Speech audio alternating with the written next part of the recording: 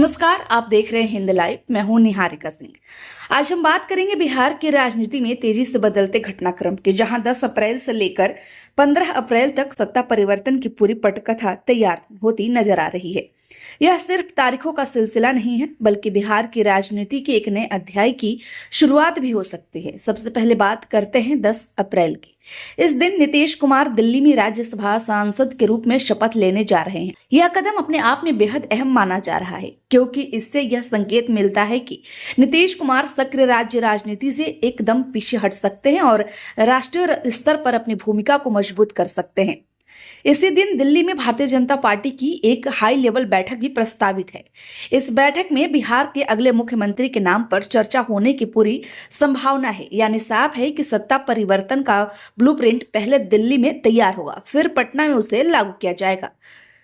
अब बात करते हैं 12 अप्रैल की। सूत्रों के अनुसार इस दिन पटना में एनडीए विधायक दल की बैठक हो सकती है। यह बैठक बेहद निर्णायक मानी जा रही है, क्योंकि यहीं पर नए मुख्यमंत्री के नाम पर अंतिम मुहर लग सकती है। एनडीए यानी नेशनल डेमोक्रेटिक अलायंस के सभी घटक दल इस बैठक में शामिल होंगे और आम सहमति बनाने की कोशिश करेंगे। अब सवाल उठता है कि नया मुख्यमंत्री कौन होगा। इसको लेकर कई नाम चर्चा में है, लेकिन सबसे ज्यादा चर्चा उप मुख्यमंत्री सम्राट चौधरी के नाम की हो रही है। बीजेपी दफ्तर से लेकर राजनीतिक गलियारों तक सम्राट चौधरी को सबसे मजबूत दावेदार माना जा रहा है। हालांकि पार्टी के वरिष्ठ नेता इस मुद्दे पर अभी खुलकर कुछ भी नहीं कह रहे हैं।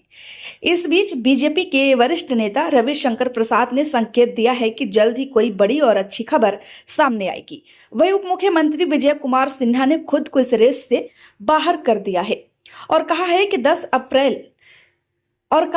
10 अप्रैल के बाद स्थिति पूरी तरह साफ हो जाएगी। अब बात करते हैं जेडीयू की रणनीति की। जनता दल यूनाइटेड के सूत्रों के अनुसार दिल्ली से लौटने के बाद नीतीश कुमार अपने पार्टी नेताओं की एक अहम बैठक बुला सकते हैं।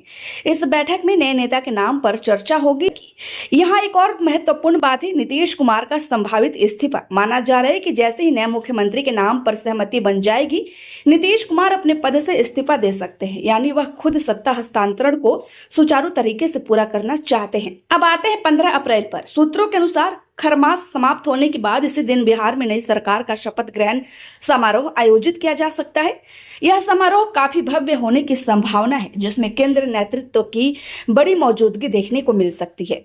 इस समारोह में देश के गृह मंत्री अमित शाह सहित बीजेपी के कई शीर्ष नेता शामिल हो सकते हैं। इससे साफ है कि यह सिर्फ राज्य का नहीं, बल्कि इस राष्ट्रीय स्तर का एक बड़ा राजनीतिक इवेंट होगा। अगर पूरे घटनाक्रम को समझे तो 10 अप्रैल से 12 अप्रैल तक का यह समय बिहार की राजनीति के लिए बहुत ही निर्णायक है। 10 अप्रैल नीतीश कुमार का राज्यसभा शपथ और दिल्ली में रणनीतिक बैठक। 12 अप्रैल एनडीए विधायक दल की बैठक और नए मुख्यमंत्री के नाम पर फैसला। 15 अप्रैल नई सरकार का शपथ ग्रहण समारोह। इन 3 तारीखों के बीच बिहार की सत्ता पूरी तरह बदल सकती है। अब सबसे बड़ा सवाल, क्या यह सिर्फ नेतृत्व परिवर्तन है या राजनीतिक रणनीति का हिस्सा? विशेषज्ञ मानते हैं कि यह कदम 2025 के विधानसभा चुनावों को ध्यान में रखकर उठाया जा रहा है। बीजेपी और जेडीयू दोनों ही नए चेहरे के साथ जनता के बीच जाना चाहती है, ताकि एंटी इंकम्बेंसी को कम किया जा सके। दूसरी तरफ विपक्ष भी इस पूरे घटनाक्रम पर नजर बनाए हुए हैं, खासकर आरजेडी, जो इस बदलाव को राजनीतिक अवसर के रूप में देख रही है। कुल मिलाकर बिहार की राजनीति में अगले कुछ दिन बेहद अहम रहने वाले हैं। सत्ता परिवर्तन की आहट साफ सुनाई दे रही है, लेकिन अंतिम फैसला 12 अप्रैल की बैठक के बाद ही सामने आएगा। फिलहाल के लिए इतना ही, लेकिन जैसे ही कोई बड़ा अपडेट आएगा हम आपको सबसे पहले जानकारी देंगे। अगर आपने चैनल को सब्सक्राइब नहीं किया है तो चैनल को सब्सक्राइब कर ले। धन्यवाद।